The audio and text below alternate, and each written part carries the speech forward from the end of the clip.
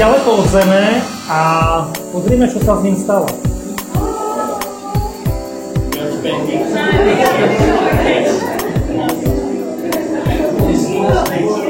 Dobre?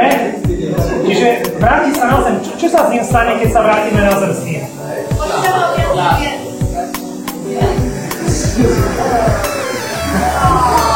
Naspäť sa pooblieka, všetko je v poriadku.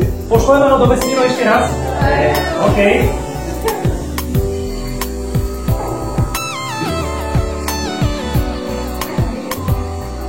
No, a teraz mi niekto povedzte, prečo ten čierny princ sa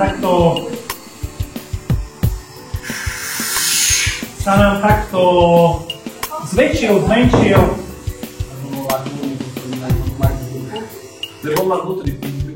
Len si všimnite, že ja ho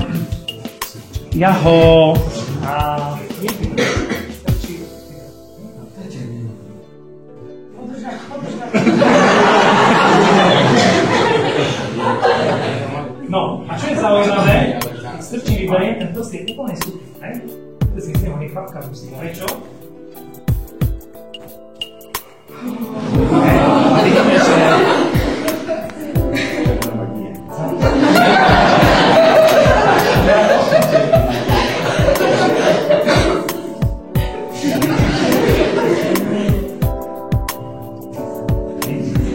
Čiže, a dokedy bude takto lietať ten supravodič?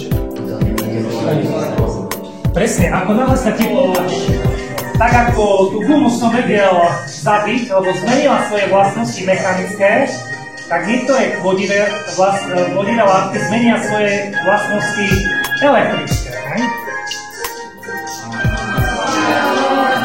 Kde sú pravodič? A teraz sa čo stalo? Odišiel z Martina. Presne tak, oteplil sa a teda znova strátil tie súpravodivé vlastnosti.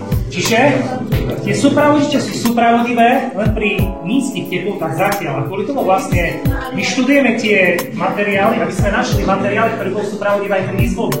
Žiaľ, také zatiaľ nie sú. Čiže musíme pracovať zatiaľ s nízkymi teplotami a študovať tie materiály. A snáď raz objavíme, a možno vy, niekto z vás objaví materiál, ktorý bude súpravodivý. Čiže vlastne súpravodivý. Má trošku technické problémy, vidím s tým boskom, ale podstatné je to, že lietá, že sa vznáša.